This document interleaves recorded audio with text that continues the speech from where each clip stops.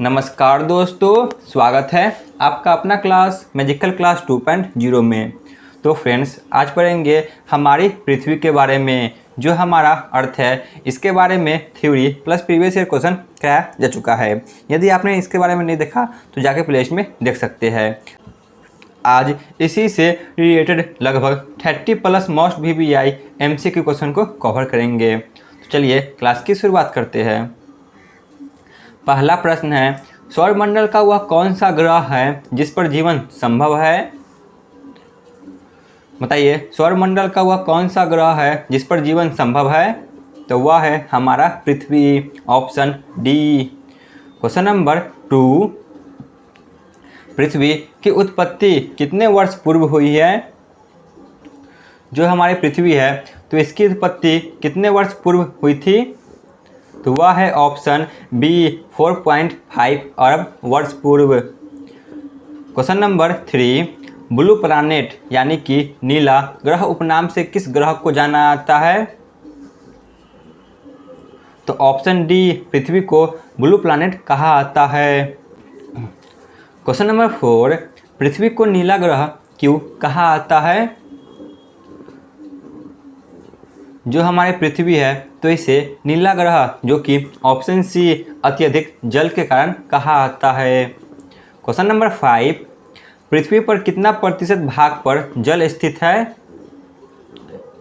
तो पृथ्वी पर जो कि 71% भाग पर जल स्थित है, ऑप्शन सी।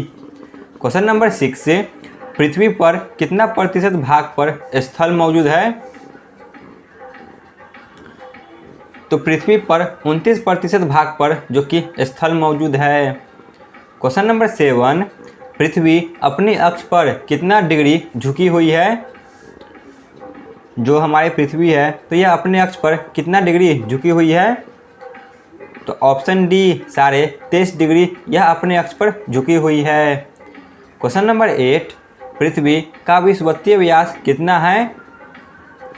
जो पृथ्वी है तो पृथ्वी का विषुवतीय व्यास कितना है? तो ऑप्शन ए, 12,756 किलोमीटर की। क्वेश्चन नंबर 9, पृथ्वी का ध्रुवीय व्यास कितना है? जो हमारी पृथ्वी है तो इसका ध्रुवीय व्यास कितना है? तो पृथ्वी का ध्रुवीय व्यास ऑप्शन बी, 12,714 किलोमीटर की है। क्वेश्चन नंबर 10, आकार और बनावट की दृष्टि से पृथ्वी सौरमंडल के किस ग्रह के समान दिखता है? तो ऑप्शन बी, शुक्र ग्रह के समान पृथ्वी दिखता है। क्वेश्चन नंबर 11, पृथ्वी अपने अक्ष पर कैसे घूमता है? जो हमारी पृथ्वी है तो यह अपने अक्ष पर कैसे घूमता है? पृथ्वी अपने अक्ष पर पश्चिम से पूरब की ओर घूमता है, ऑप्शन बी।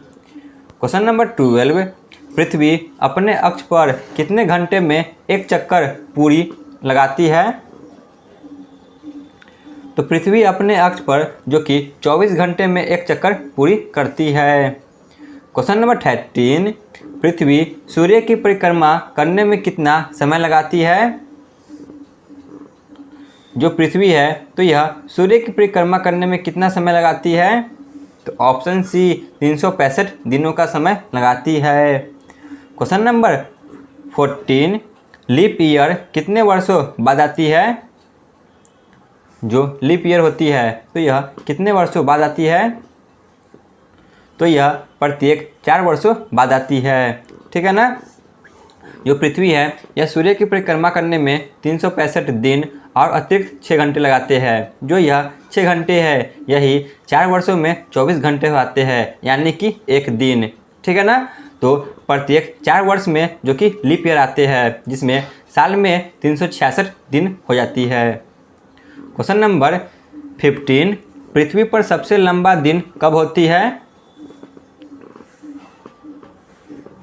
पृथ्वी पर सबसे लंबा दिन जो कि ऑप्शन ए, 21 जून को होती है। क्वेश्चन नंबर 16, पृथ्वी पर सबसे छोटा दिन कब होती है? बताइए, पृथ्वी पर सबसे छोटा दिन कब होती है? तो वह है ऑप्शन बी, 22 दिसंबर को। क्वेश्चन नंबर 17, पृथ्वी पर सबसे लंबा रात कब होती है? जो हमारी पृथ्वी है तो यहाँ पर सबसे लंबी रात कब होती है? तो सबसे लंबी रात जो कि ऑप्शन बी 22 दिसंबर को होती है और इसी दिन पृथ्वी पर सबसे छोटी दिन होती है।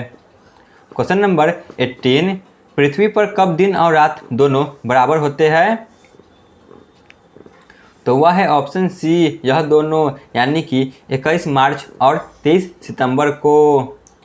क्वेश्चन नंबर 19, पृथ्वी की एकमात्र उपग्रह कौन सी है? बताइए, पृथ्वी की एकमात्र उपग्रह कौन सी है? पृथ्वी की एकमात्र उपग्रह जो कि ऑप्शन बी चंद्रमा है। क्वेश्चन नंबर 20, सूर्य से पृथ्वी का औसत दूरी कितनी है? जो सूर्य है तो सूर्य से पृथ्वी की औसत दूरी कितनी है? तो वह है लगभग 15 करोड़ किलोमीटर की। आगे चलते हैं, क्वेश्चन नंबर 21 पे आते हैं। जब सूर्य पृथ्वी के नज़दीक आती है तो इस स्थिति को क्या कहा जाता है? तो इस स्थिति को जो कि उपसौर के नाम से जाना जाता है, जब सूर्य पृथ्वी के नज़दीक आती है। क्वेश्चन नंबर 22, जब सूर्य पृथ्वी के नज़दीक आती है तो इस समय दोनों के बीच कितनी दूरी का अंतराल होती है? तो वह है ऑप्शन ए 14.70 करोड़ किलोमीटर की अंतराल होती है। क्वेश्चन नंबर 23, किस दिन सूर्य पृथ्वी के सबसे नज़दीक देखने को मिलती है? तो वह है 3 जनवरी को, जो पृथ्वी है या सूर्य के नज़दीक देखने को मिलती है। क्वेश्चन नंबर 24, जब सूर्य पृथ्वी के औसत दूरी से अधिक आगे बढ़ जाती है तो इस स्थिति को क्या कहा जाता है? बताइए, जो सूर्य है जब यह पृथ्वी की औसत दूरी से आगे चली जाती है तो इस स्थिति को क्या कहा जाता है? तो इसे अपसौर कहा जाता है, ऑप्शन ए। क्वेश्चन नंबर 25, जब सूर्य पृथ्वी की औसत दूरी से अधिक बढ़ जाती है तो उस समय दोनों के मध्य कितने दूरी का अंतराल होती है? तो वह है ऑप्शन सी 15.21 करोड़ किलोमीटर की। क्वेश्चन नंबर 26, किस दिन सूर्य पृथ्वी के औसत दूरी से अधिक दूरी पर होती है? तो सूर्य पृथ्वी की औसत दूरी से अधिक दूरी पर 4 जुलाई को होती है। क्वेश्चन नंबर 27, सूर्य के बाद पृथ्वी पर सबसे नज़दीक का तारा कौन सा है? तो सूर्य के बाद पृथ्वी पर सबसे नज़दीक का तारा जो कि प्रोक्सिमा सेंचुरी है, ऑप्शन ए। क्वेश्चन नंबर 28, रात्रि में दिखाई देने वाला सर्वाधिक चमकीला तारा कौन सा है? जो कि रात्रि में दिखाई देने वाले हैं, तो रात्रि में दिखाई देने वाला सर्वाधिक चमकीला तारा जो कि ऑप्शन डी डॉग स्टार है।